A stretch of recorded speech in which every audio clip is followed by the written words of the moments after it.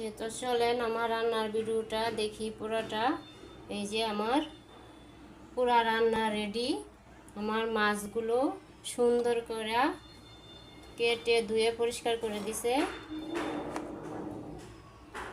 একটা মেয়ে আছে আমার, এই মেয়েটা আমার মাছগুলো কেটে ধুয়ে পরিষ্কার করে দিছে।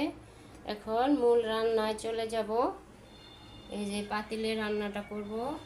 আশা করি আপনারা আমার ভিডিওটা দেখবেন, ভালো লাগলে লাইক কমেন্ট শেয়ার করবেন। আর চলেন দেখি এখন রান্নাটা।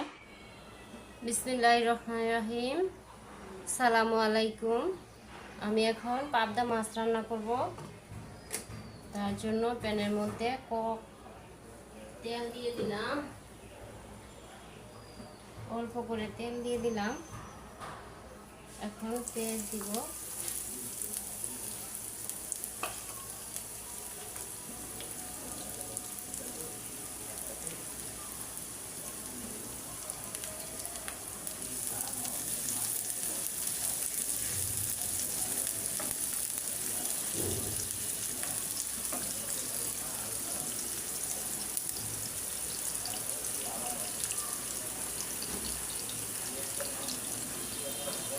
আদা রসুন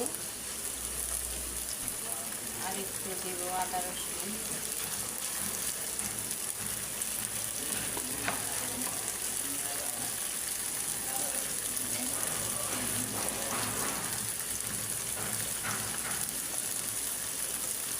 কাঁচা মরিচ, এটা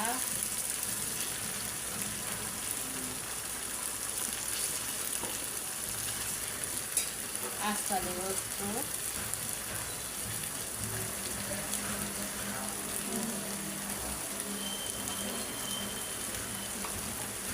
আদা রসুনটা একটু ভালো করে ভাজা ভাজা করে আমি মশলা দিব।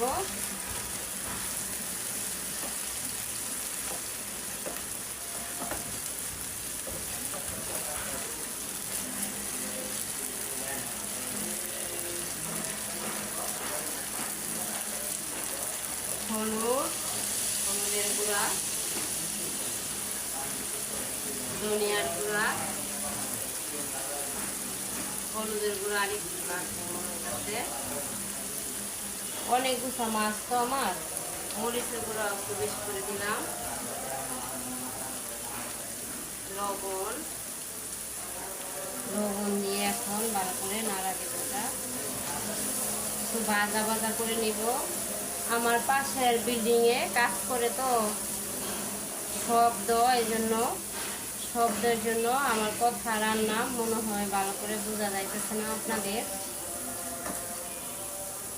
এই যে একটু পানি দিয়ে দিব এখন।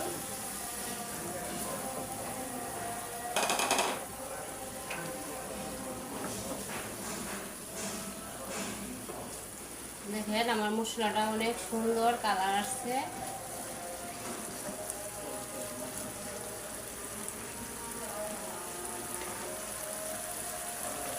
এখন আমি আগে মাছগুলো দিব।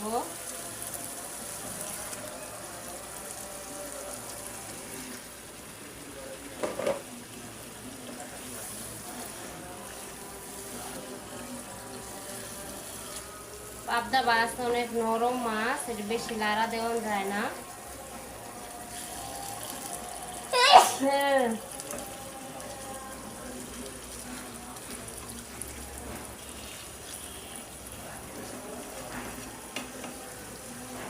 আমি একটু মশলাটা একটু কষানে আসলে আমি বেগুনগুলো দিব। একটু কষানে আসুক মশলাটা, একটু ঢাকনা দিয়ে ঢেকে রাখ। এই যে দেখেন আমার মাছগুলো অনেক সুন্দর কালার আসছে। এখন আমি বেগুন দিয়ে দিব। এই বেগুনগুলো আমি কাটটা ধুয়ে পরিষ্কার করে রাখছি।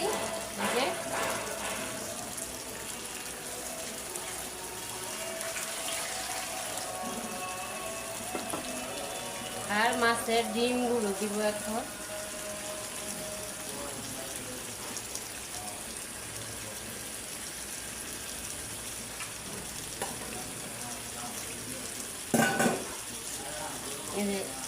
এক বাটি পানি দিয়ে দিয়ে একটু সিদ্ধ হওয়ার জন্য এখন হালকা করে লাড়া দিয়ে দেব।